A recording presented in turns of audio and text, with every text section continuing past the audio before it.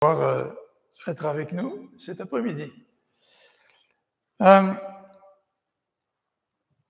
Dans un livre de relations d'aide dont le titre comporte les mots suivants, « Changer vraiment », je pense que j'ai oublié le dernier terme, les auteurs utilisent des images en rapport avec les difficultés de la vie. Et une des images qu'ils utilisent, c'est la chaleur de la vie. C'est-à-dire que quand on a des épreuves, parfois ça devient chaud, là, la situation se corse. Et ils utilisent cette expression pour parler de chaleur de la vie. Est-ce que c'est moi qui fais avancer le diapo ou c'est... Ah, la souris est ici. Bon, merci beaucoup. Ah, c'est bon, merci. Alors, dans le texte que nous allons lire ce matin, nous allons parler de la chaleur chez Saül. Saül a senti la soupe qui chauffait, là, tu sais. Et on va regarder un petit peu de quoi il est question. Dans le chapitre 13 de 1 Samuel, nous voyons que la situation se corse pour Saül parce que les ennemis l'entourent. Les ennemis le pressent. Plusieurs de ses soldats décident de l'abandonner. La situation devient vraiment intenable pour Saül. Et à l'occasion de cet épisode qui nous est décrit dans 1 Samuel chapitre 13, eh bien, Saül a péché contre l'Éternel. Et il a offert le sacrifice alors que Samuel lui avait demandé de l'attendre, vous vous souvenez? Et évidemment, l'excuse que Saül a donnée, c'était le suivant. Ben, écoute, il fallait qu'on aille à la guerre, la situation était tellement intense, il fallait faire quelque chose. Donc, je me suis fait violence et puis j'ai offert le sacrifice. Évidemment, ce n'était pas la meilleure des excuses aux yeux de Samuel et aux yeux de Dieu. Le deuxième épisode dans lequel nous voyons encore cette chaleur, cette pression, une situation difficile dans la vie de Saül, eh bien, nous la retrouvons, cette situation, au chapitre 15 de 1 Samuel. Et d'après les propos de Saül, Saül dit comme excuse, pour ne pas avoir obéi à l'Éternel, il dit qu'il a eu peur du peuple. Alors, c'est probable qu'il ait eu peur du peuple, de la réaction de ses soldats, et qu'il n'ait pas osé se tenir debout face à son armée. Dans 1 Samuel au chapitre 15, verset 24, nous lisons ceci. Saül dit à Samuel, « J'ai péché, car j'ai transgressé l'ordre de l'Éternel, et je n'ai pas obéi à tes paroles. Je craignais le peuple, et j'ai écouté sa voix. » C'est vrai que le peuple, une armée, des soldats, ça peut nous mettre énormément de pression. Et en lisant ces chapitres, on va mettre l'accent aujourd'hui sur le chapitre 15, mais en lisant chapitre 13 et chapitre 15, nous pouvons nous poser la question quant à savoir quelle est cette chaleur dans notre vie là. Quelle est cette situation qui met de la pression? Qu'est-ce qui pourrait être une incitation à ne pas obéir au Seigneur? Qu'est-ce que nous pourrions utiliser comme excuse pour dire au Seigneur, ben ouais, je n'ai pas nécessairement suivi ce que tu me demandais? Dans d'autres situations où la chaleur était aussi intense, d'autres personnages bibliques ont resté fidèles à Dieu. Récemment, j'ai prêché sur Ézéchias, un des derniers bons rois d'Israël, de Juda, qui a fait face à l'invasion des Babyloniens. Toutes les grandes villes de Juda avaient été prises. L'armée babylonienne avait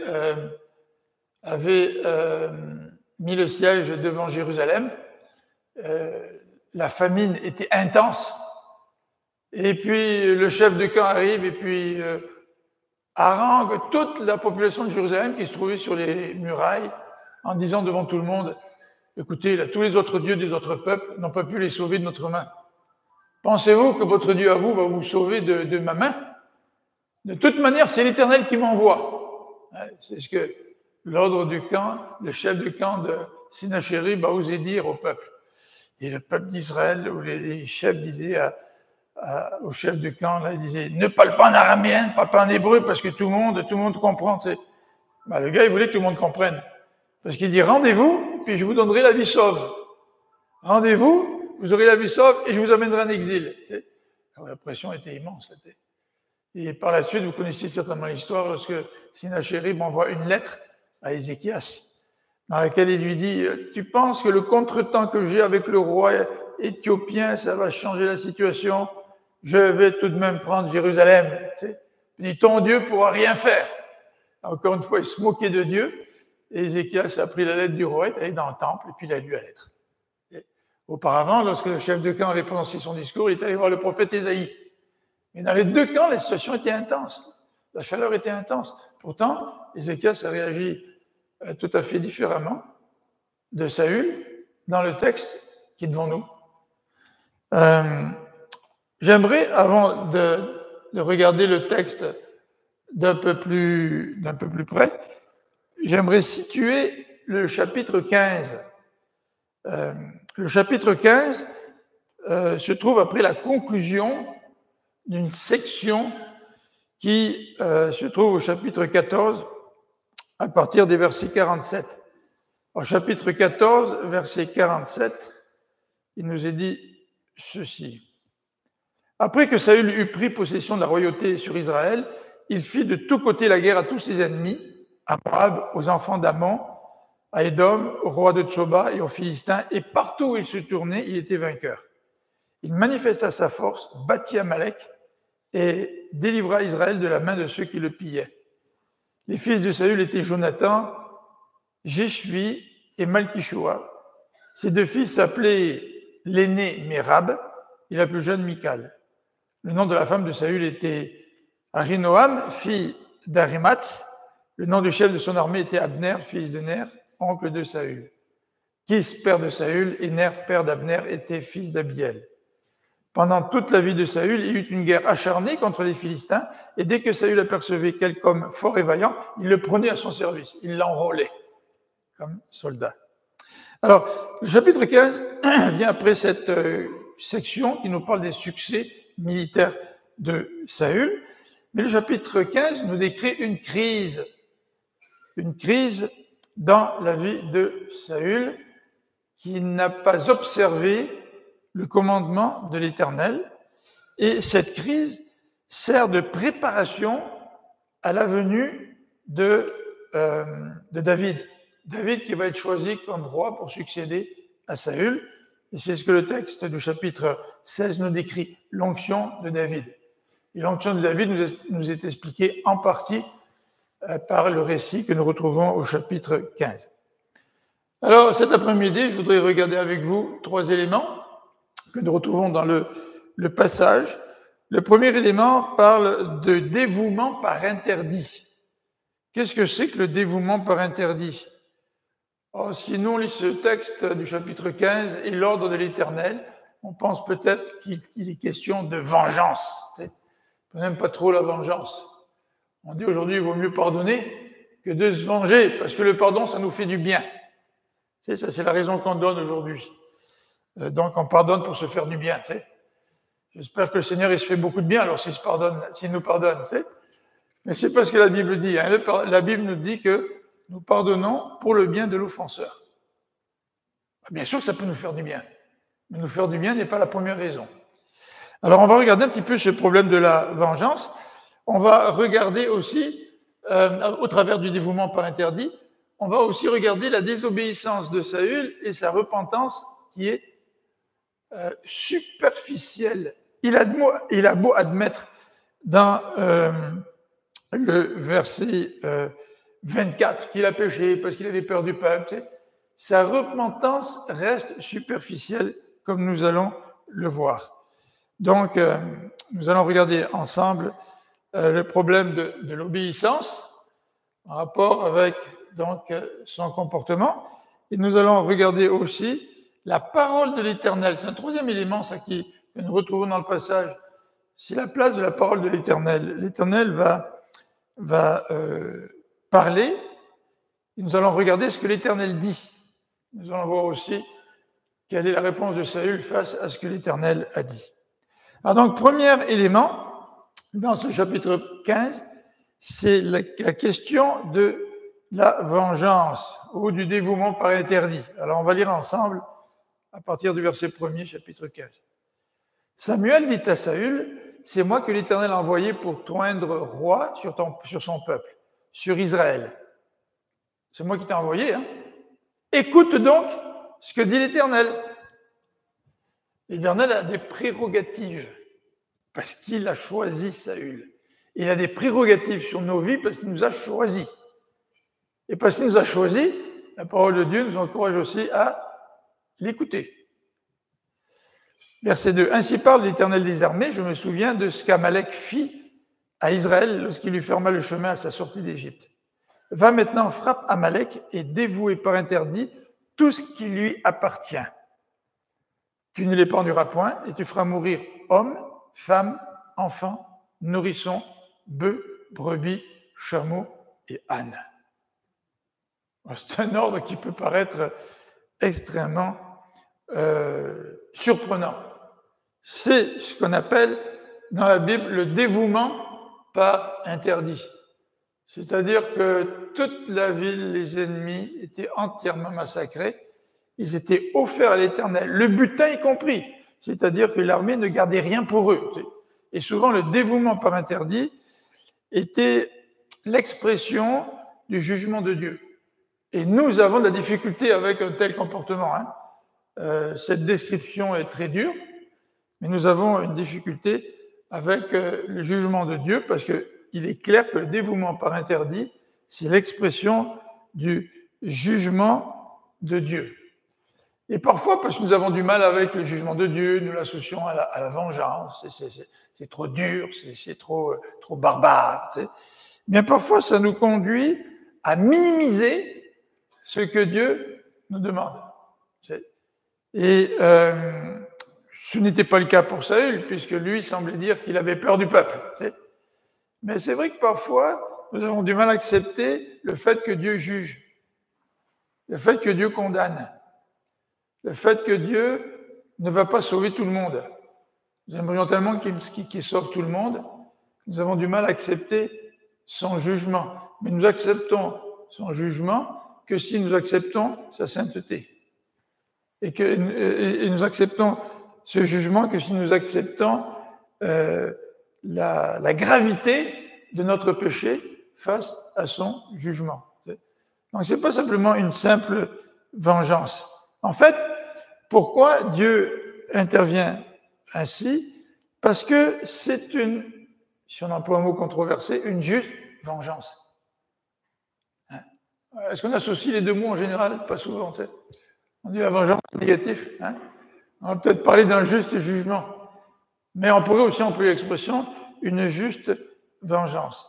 En fait, l'Éternel dit à Samuel, je me souviens ce qu'Amalek fit à Israël lorsqu'il lui ferma le chemin à la sortie d'Égypte. Donc, quand le peuple est sorti d'Égypte, Amalek a attaqué le peuple en profitant de la faiblesse des personnes plus jeunes ou plus âgées, en attaquant le peuple en arrière, par l'arrière en quelque sorte, et n'est pas allé non plus de la main morte. Si nous lisons dans Deutéronome au chapitre 25, nous avons une description de ce que Amalek, pas le Amalek dont il est question dans 1 Samuel 15, mais l'Amalek qui régnait à l'époque de la sortie d'Égypte. Donc, Deutéronome chapitre 25, au verset 17 à 19. Verset 17. Jugement futur d'Amalek. Ça, c'est le titre que la Bible de Second, la version de Genève, donne. Jugement futur d'Amalek. Souviens-toi de ce que te fit Amalek pendant la route lors de votre sortie d'Égypte. Comment il te rencontra dans le chemin et sans aucune crainte de Dieu, tomba sur toi par en arrière, sur tous ceux qui se traînaient, les derniers, pendant que tu étais las et épuisé toi-même. Lorsque l'Éternel, ton Dieu, après t'avoir délivré de tous les ennemis qui t'entourent, t'accordera du repos dans le pays que l'Éternel, ton Dieu, te donne en héritage et en propriété, tu effaceras la mémoire d'Amalek de dessous les cieux, ne l'oublie point. Ça, c'est le jugement qui était prononcé sur Amalek bien des années avant que le peuple n'entre en pays promis. Et c'était le temps maintenant pour Dieu d'accomplir ce jugement qui avait été prononcé donc des années avant. Amalek n'a pas changé. Si nous regardons le texte qui est devant nous, Amalek donc n'a pas changé. Regardez au verset 18 de 1 Samuel 15. 1 Samuel 15, verset 18. Enfin, l'ordre n'a pas changé. L'Éternel t'avait fait partir en disant, va et dévoue par interdit ces pécheurs, les Amalécites, tu leur feras la guerre jusqu'à ce que tu les aies exterminés. Donc voilà l'ordre de l'Éternel. Alors, on va le lire dans quelques instants, mais Saül n'a pas mis à mort le roi amalécite. Et il a fallu que Samuel lui-même intervienne pour passer le jugement sur Amalek, sur Agag, roi d'Amalek. Et ce n'était pas un gag. Même si au verset 32 nous est dit qu'Agag, il s'avance d'un air joyeux, il disait certainement l'amertume de la mort est passée.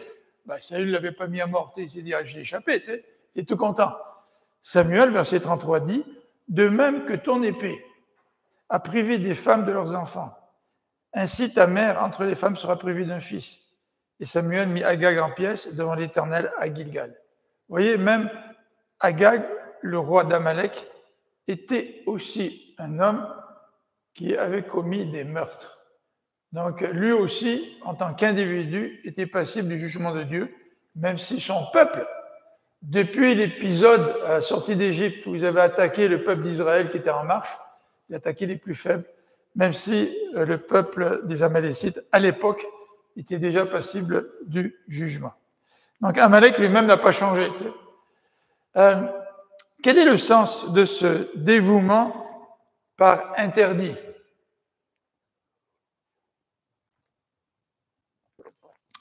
En fait, il ne s'agit pas d'une vengeance divine comme nous, on pourrait voir la vengeance humaine. C'est que Dieu, lorsqu'il intervient et qu'il juge, souvent c'est pour délivrer son peuple de ses ennemis, manifester sa propre justice. D'ailleurs, lorsque nous lisons dans le livre de l'Apocalypse, nous voyons que le jour de la grâce est aussi associé au jour de la vengeance. Et si le mot vengeance est employé en rapport avec la justice que Dieu fait, c'est aussi pour montrer l'importance du jugement que Dieu va passer sur l'humanité. Regardez dans l'Apocalypse au chapitre 6, versets 9 à 10. Verset 9. Quand il ouvrit le 5e sceau, je vis sous l'autel les âmes de ceux qui avaient été immolés à cause de la parole de Dieu, à cause du témoignage qu'ils avaient rendu. Donc des hommes et des femmes ont été mis à mort parce qu'ils étaient fidèles disciples du Christ, à cause de leur témoignage. Et le verset 10 nous dit, ces âmes qui avaient été immolées crièrent d'une voix forte en disant, « Jusqu'à quand, Maître saint et véritable, tarderas-tu à juger et à tirer vengeance de notre sang sur les habitants de la terre ?» L'Apocalypse nous présente une sainte vengeance de Dieu. Là, j'ose pas trop bouger parce que une sainte vengeance de Dieu qui est associée au jugement de Dieu. Maître saint et véritable, jusqu'à quand tarderas-tu à juger? Donc, c'était le temps du jugement pour Amalek. C'était le temps de la vengeance divine pour Amalek. Et la vengeance divine est toujours une sainte vengeance. Vous savez que l'Évangile même présente le jour de la grâce. Mais dans la prédication de l'Évangile, il y a aussi cette journée de jugement, notamment du jugement final, auquel l'humanité va être soumise au retour de Jésus-Christ. Alors, regardons maintenant le problème de l'obéissance, de Saül. En fait, Saül a du succès. C'est un gars qui part à la guerre, nous dit la fin du chapitre 14, il se bat contre tout le monde, tous les peuples aux alentours, et il obtient la victoire.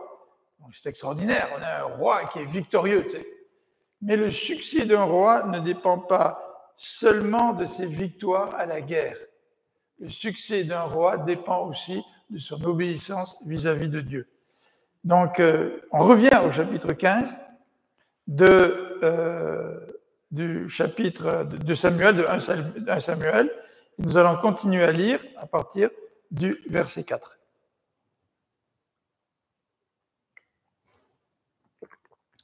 Saül convoqua le peuple et en fit la revue à Télaïm. Il y avait 200 000 hommes de pied et 10 000 hommes de Juda. C'est quand même une armée assez considérable. Hein. Saül marcha jusqu'à la ville d'Amalek et mit une embuscade dans la vallée. Il dit aux Kéniens, « Allez, retirez-vous et sortez du milieu d'Amalek afin que je ne vous fasse pas périr avec lui, car vous avez eu de la bonté pour tous les enfants d'Israël. » Et lorsqu'ils montèrent d'Égypte. Et les Kéniens se retirèrent du milieu d'Amalek. Très bon comportement de Saül. Saül bâtit Amalek depuis Havila jusqu'à Shur, qui est en face de l'Égypte. Il prit vivant Agag, roi d'Amalek, et il dévoua par interdit tout le peuple en le passant au fil de l'épée. Ah oui, il passe le peuple au fil de l'épée, tu sais. Okay. Mais Saül et le peuple épargnèrent Agag et les meilleures brebis, les meilleurs bœufs, les meilleures bêtes de la seconde portée, les agneaux gras et tout ce qu'il y avait de bon.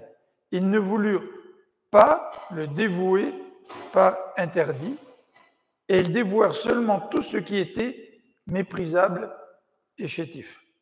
Vous voyez, le verset 9 nous dit, c'est Saül et le peuple qui ont épargné Agag et une bonne partie du troupeau.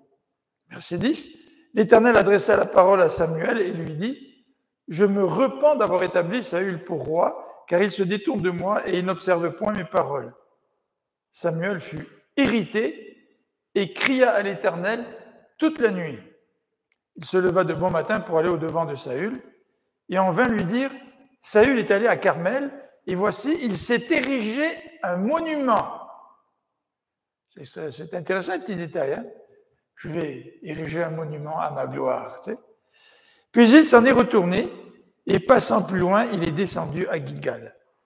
Samuel se rendit auprès de Saül et Saül lui dit, « Sois béni de l'Éternel, j'ai observé la parole de l'Éternel. » Ouais, quelle salutation extraordinaire. Tu sais. J'ai observé la parole de l'Éternel. Samuel dit, « Qu'est-ce donc que ce bêlement de brebis qui parvient à mes oreilles là ?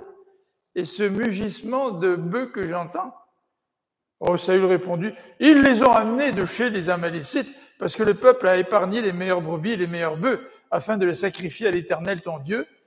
Et le reste, nous avons été bien obéissants, et le reste, nous l'avons dévoué par interdit. » Samuel dit à Saül, « Arrête, et je te déclarerai ce que l'Éternel m'a dit cette nuit. » Et Saül lui dit, « Parle. » Samuel dit, « Lorsque tu étais petit à tes yeux, n'es-tu pas devenu le chef des tribus d'Israël?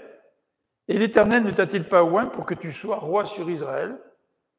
L'Éternel t'avait fait partir en disant, « Va, dévoue par interdit ces pécheurs, les Amalécites, tu leur feras la guerre jusqu'à ce que tu les aies exterminés. Pourquoi n'as-tu pas écouté la voix de l'Éternel? Pourquoi t'es-tu jeté sur le butin et as-tu fait ce qui est mal aux yeux de l'Éternel? » Saül répondit à Samuel, « J'ai bien écouté la voix de l'Éternel. » On dirait qu'il n'est pas tout à fait sur la même longueur d'onde théologique que Saül. Tu sais.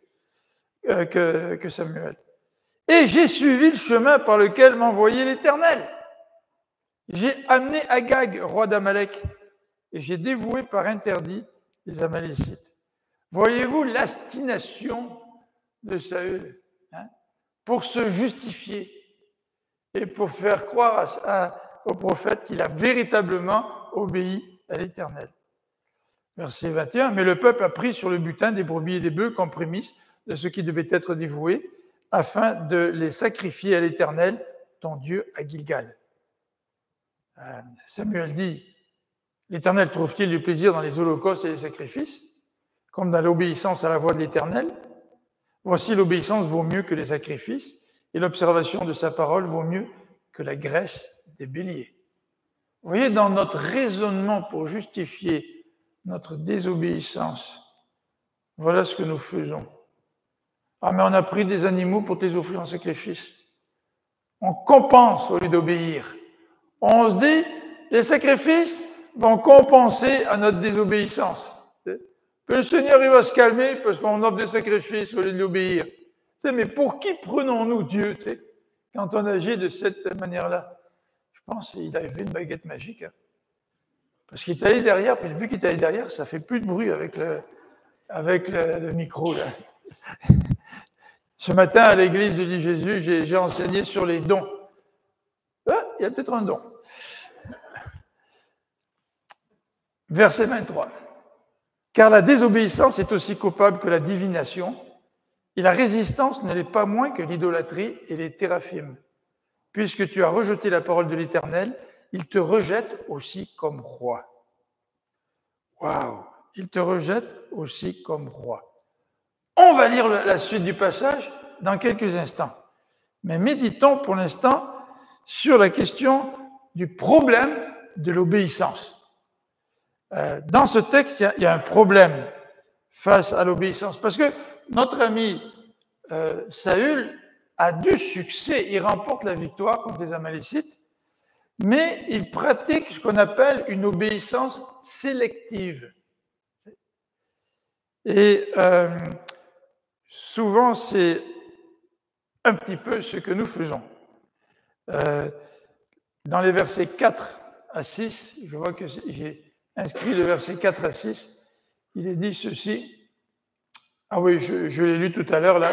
Il est dit que Saül donc obéit, il convoque le peuple, il va en guerre, il détruit les Amalécites.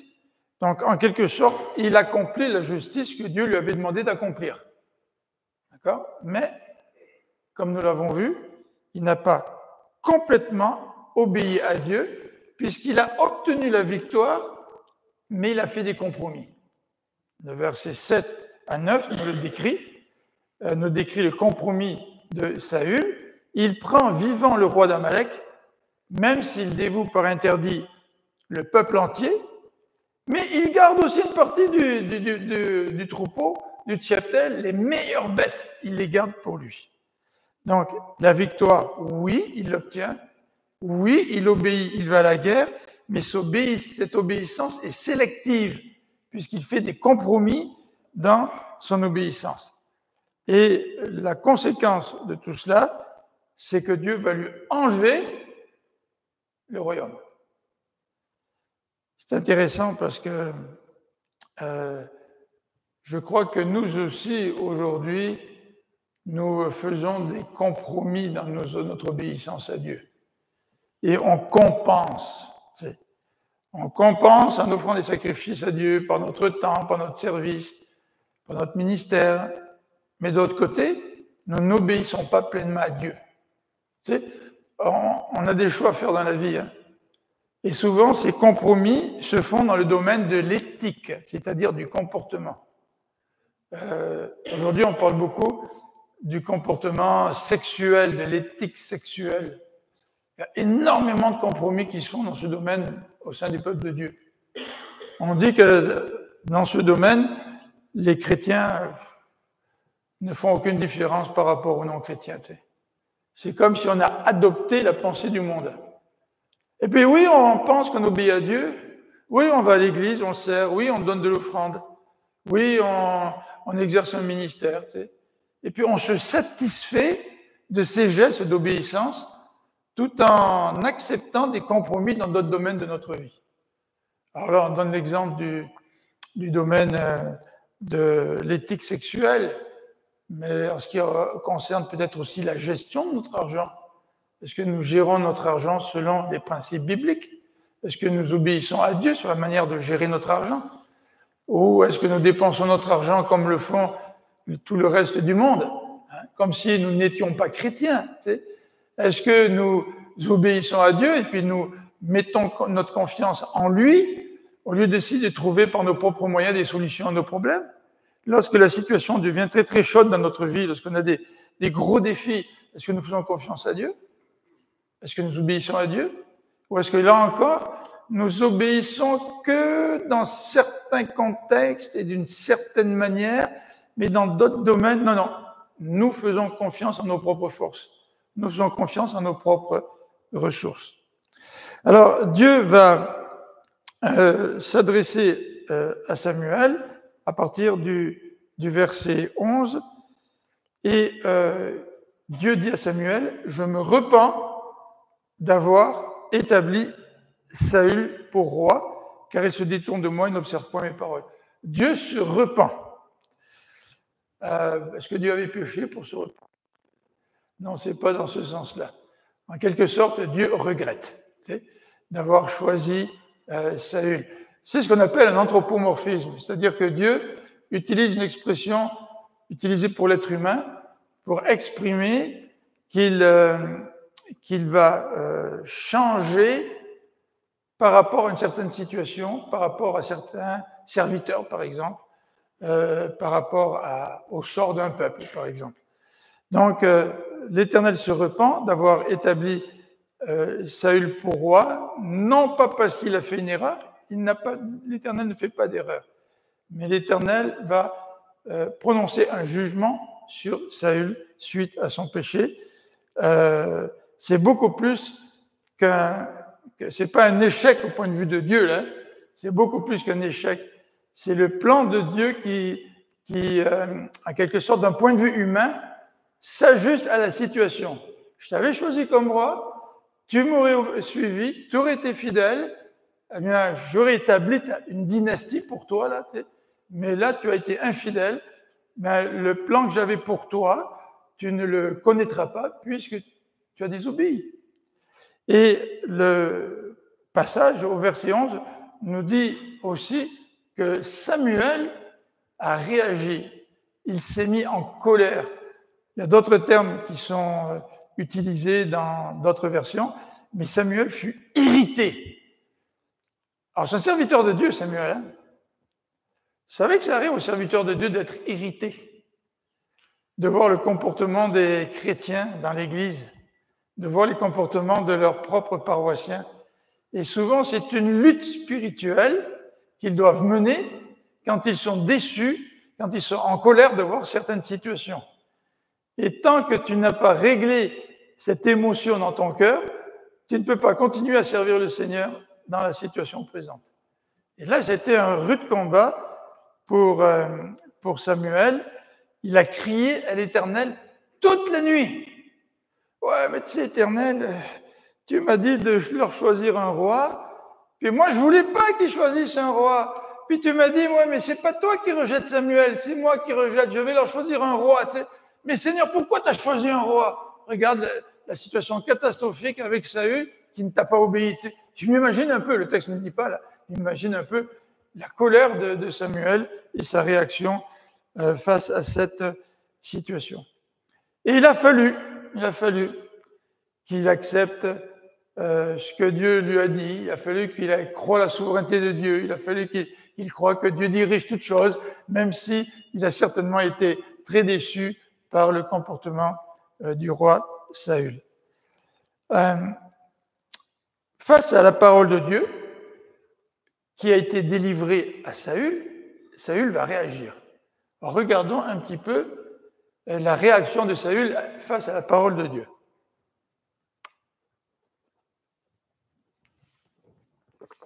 Verset 14, verset 19 et verset 22. Samuel pose 3 questions. Les 3 questions de Samuel. Verset 13. Verset 13, non, verset 14. Samuel dit, « Qu'est-ce donc ce bêlement de brebis qui parvient à mes oreilles et ce mugissement de bœuf que j'entends »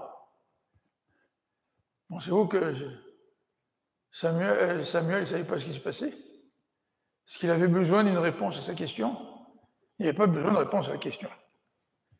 Mais il a posé une question pour donner à Saül l'occasion de vraiment se repentir et d'admettre son péché. Et c'est la même chose lorsque Adam et Ève ont péché. Dieu, il vient puis pose des questions, tu sais. Il savait, Dieu, ce qui s'était passé. Mais par ces questions, Dieu veut susciter notre repentance. Tu sais. Mais au lieu de saisir la perche que Dieu nous donne, bien souvent, nous nous justifions dans notre désobéissance. Je connais quelqu'un qui est assez près de nous, là, qui vivait en concubinage avec un homme, qui s'est fait baptiser. Malheureusement, l'Église a accepté de la baptiser. Elle a baptisé cet homme aussi, tu sais.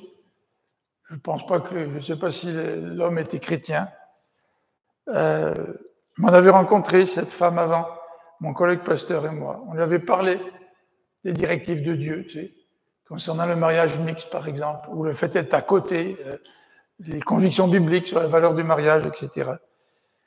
Mais vous savez, quand nous ne voulons pas accepter la volonté de Dieu, nous avons toutes les bonnes raisons du monde, toutes les bonnes excuses.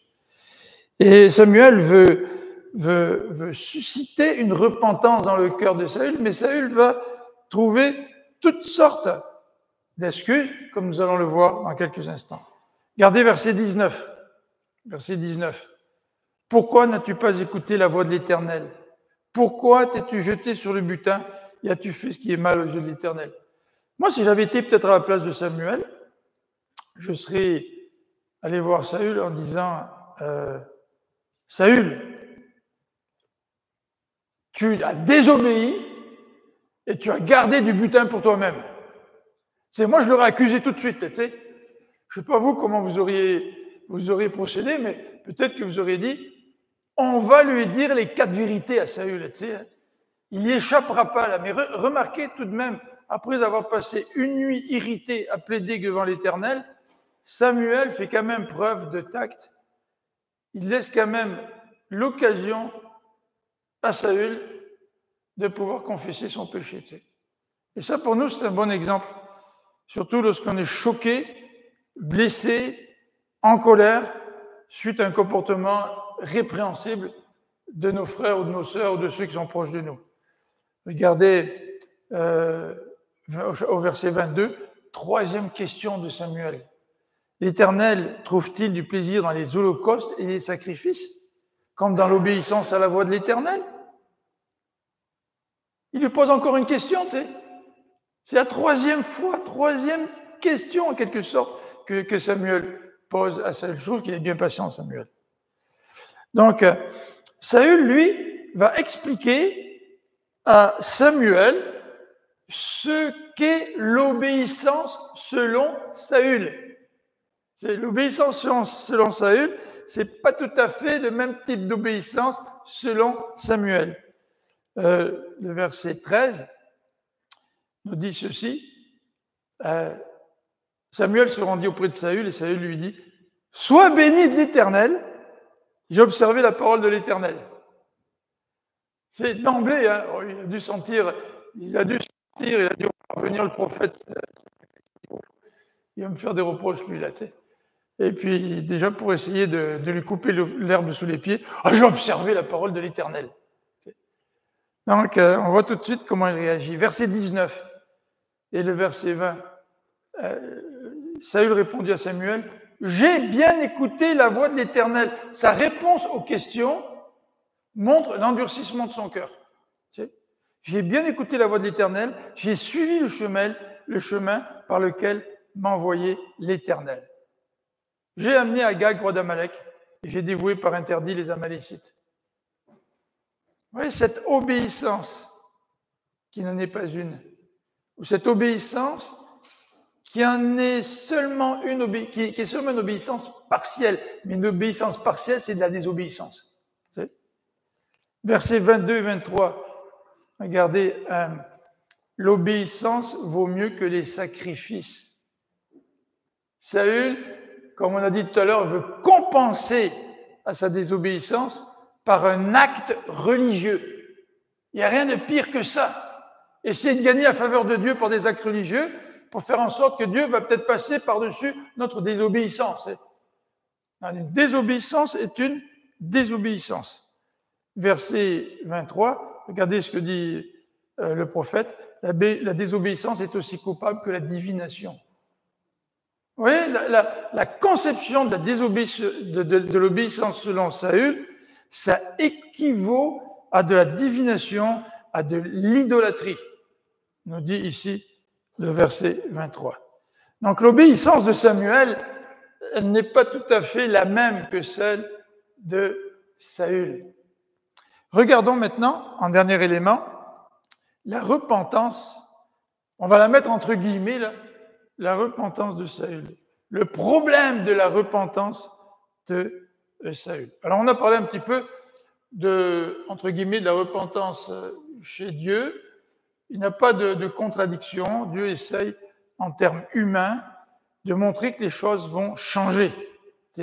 Dieu avait communiqué son plan à Saül, il l'avait choisi comme roi, etc. Mais les choses vont changer à cause de la désobéissance du roi Saül. Verset 35b. Le verset 35b nous dit ceci. Samuel n'alla plus voir Saül jusqu'au jour de sa mort, car Samuel pleurait sur Saül parce que l'Éternel se repentait d'avoir établi Saül roi d'Israël.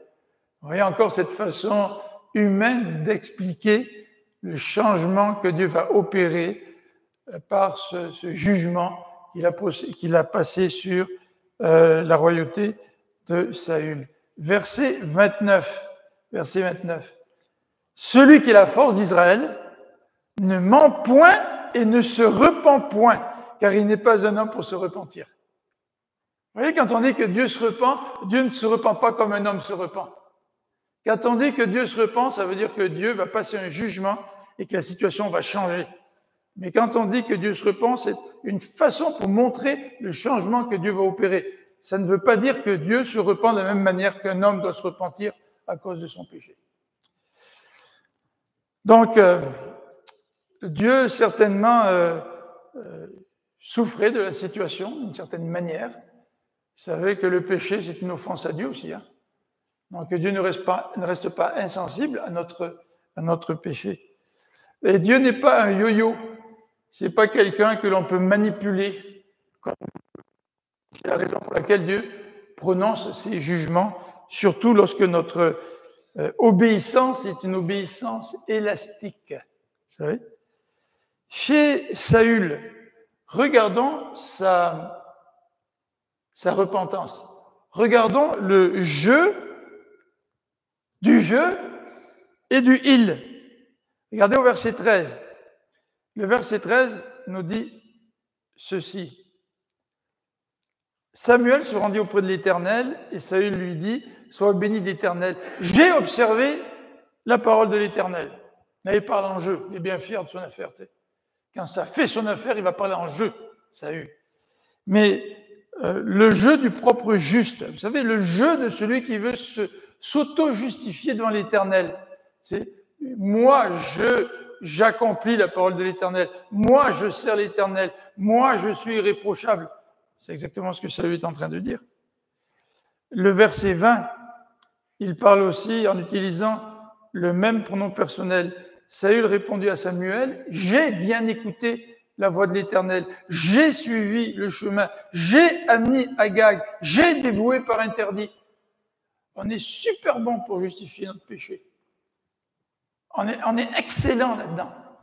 On n'a même pas besoin de prendre des cours. Ça vient naturellement, là. Ça jaillit d'un cœur pécheur, ça. L'auto-justification. Au verset 15, il change de pronom personnel, donc il joue avec l'utilisation des pronoms personnels. Saül répondit à Samuel, quand il lui parle de tous ces mugissements qu'il entend, il dit « Ils les ont amenés de chez les Amalécites, parce que le peuple a épargné les meilleures brebis et les meilleurs bœufs. » Vous vous rappelez Adam, là? C'est elle, la femme que tu m'as donnée. Tu sais, c'est à cause d'elle que j'ai... Toi, tu t'es marié, fais attention. Hein.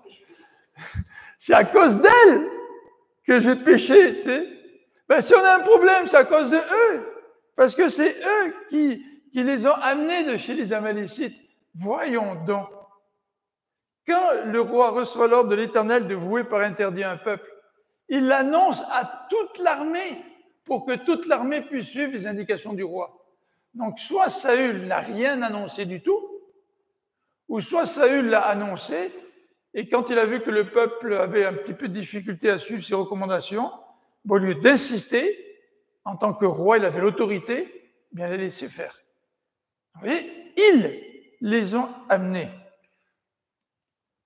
Remarquez qu'au la fin du verset 15, il nous dit « Et le reste, nous l'avons dévoué par interdit. » Il y a un petit emploi là, au pluriel, pas au singulier là. C'est pas j'ai. Il dit nous l'avons dévoué par interdit. Voyez-vous, il joue avec les pronoms personnels là quand ça fait son affaire. Verset 21. Le peuple a pris sur le butin des brebis et des bœufs. Le peuple a pris. Et ils ont pris encore une fois. Au verset 16, Samuel en a vu d'autres. Hein. Pas la première fois qu'il voit pleuvoir, hein, comme on dit. Regardez le verset 16. Samuel dit à Saül, arrête. Vous avez déjà dit à des enfants, arrête? Généralement, ils n'arrêtent pas quand vous dites arrête. Quand vous dites arrête un enfant, il faut lui dire arrête une deuxième fois, ou une troisième fois, ou alors lui dire je te mets en conséquence si tu continues. Là, tu sais. Et même si Samuel, qui n'est pas dupe, dit à Saül arrête, il continue, Saül, dans les versets qui suivent, à se justifier, à mettre la faute sur le peuple, etc.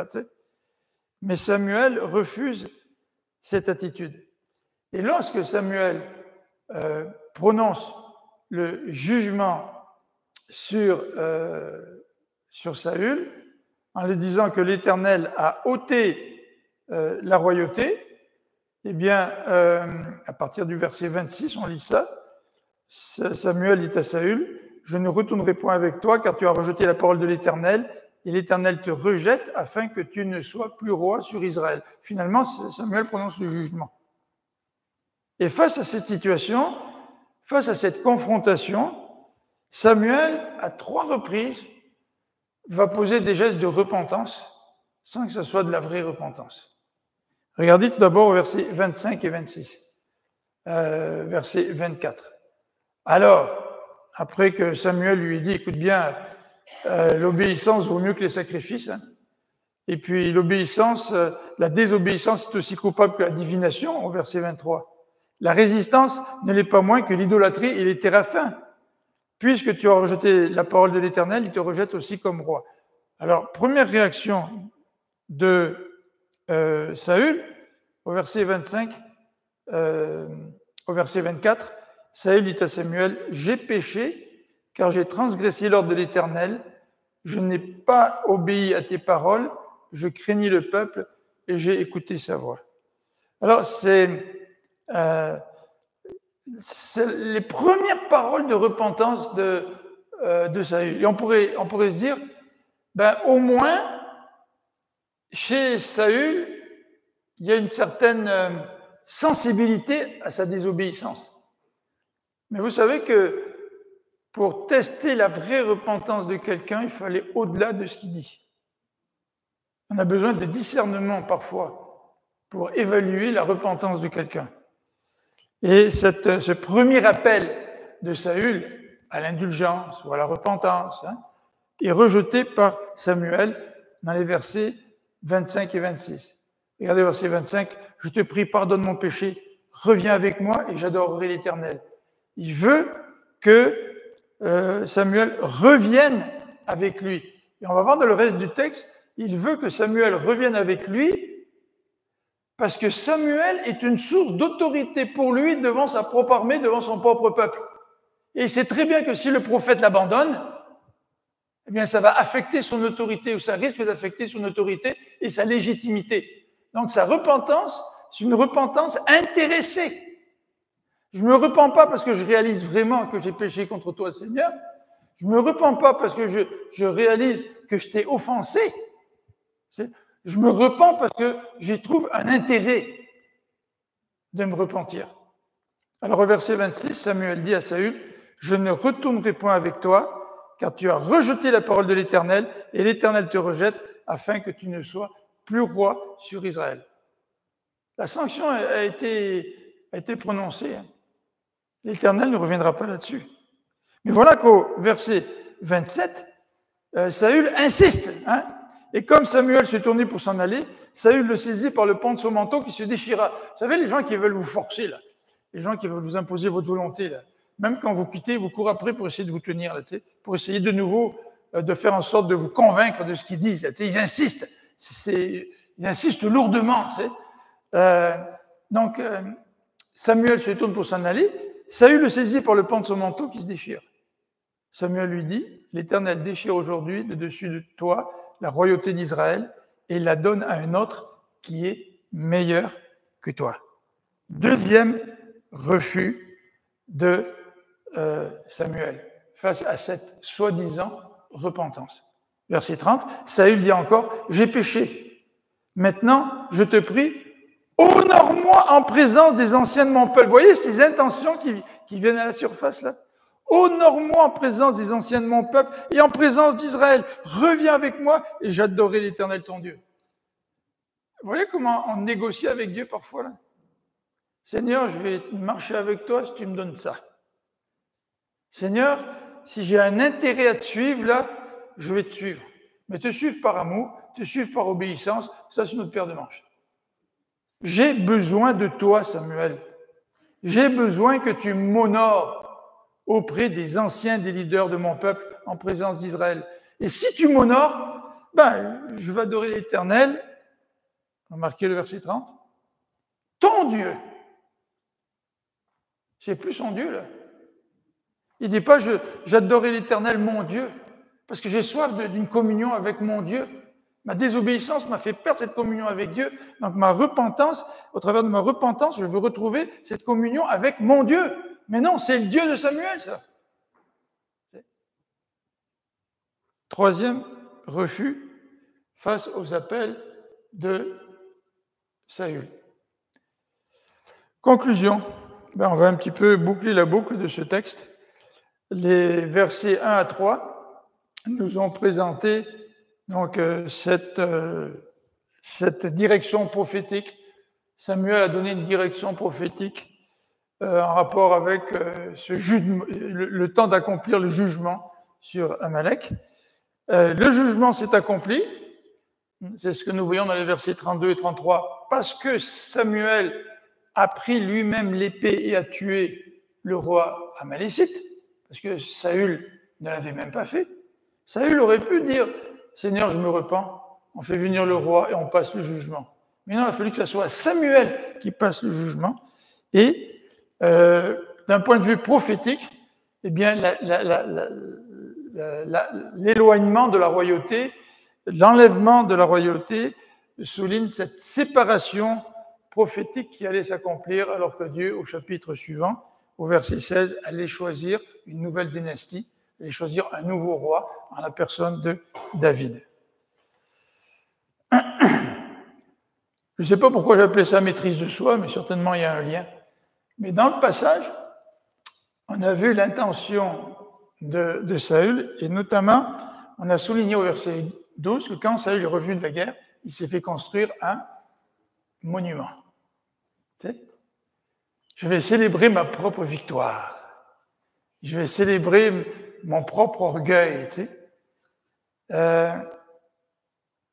C'est vrai que l'orgueil est un obstacle à la maîtrise de soi, et l'orgueil est aussi un obstacle à l'obéissance à Dieu.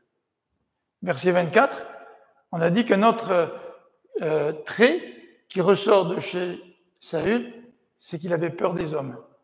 Et il dit à Samuel, on n'a pas tout dévoué par interdit parce que j'avais peur du peuple, la peur des hommes. Vous savez, quand Samuel était choisi comme roi, là, c'était le plus grand d'Israël, là, comme notre frère Samuel là-bas. Saül. Mais il se cachait derrière les bagages. Vous vous rappelez ça quand il a été choisi comme roi là? C'est un gars qui était un peu timide, qui avait un peu peur des hommes. Tu sais. Avec le temps, il s'est quand même affermi. Il a eu des victoires.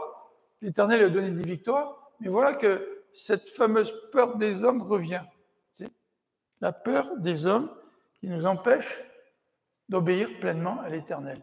Parce qu'une demi-obéissance n'est plus de l'obéissance. Tu sais.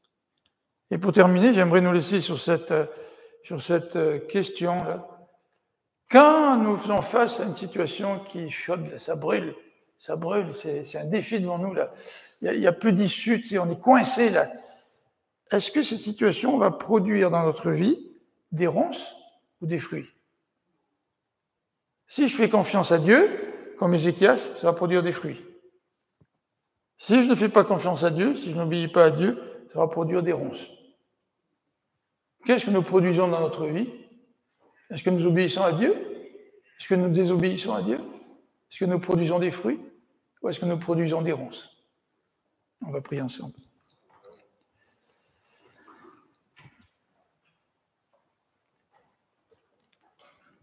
Seigneur, tu vois combien nous sommes très, très habiles à nous justifier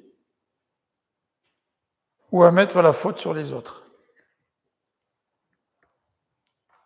Et Seigneur, nous voulons nous placer devant toi cet après-midi pour que tu puisses nous aider à sonder notre cœur. Sommes-nous comme Saül, alors que dans notre vie, il y a peut-être un domaine très précis, très particulier où nous désobéissons à Dieu? Ou peut-être nous avons déjà désobéi à Dieu dans le passé, puis nous n'avons jamais réglé cette désobéissance-là. Et nous nous justifions devant toi, peut-être aussi devant les autres. Seigneur, sonde notre cœur pour que nous puissions discerner si nous sommes portés à t'obéir pleinement. Seigneur, toi, tu as appris l'obéissance jusqu'à la mort de la croix. Seigneur, apprends-nous l'obéissance, mais une obéissance totale. Apprends-nous à être fidèles envers toi. Apprends-nous à te faire confiance, Seigneur. Amen.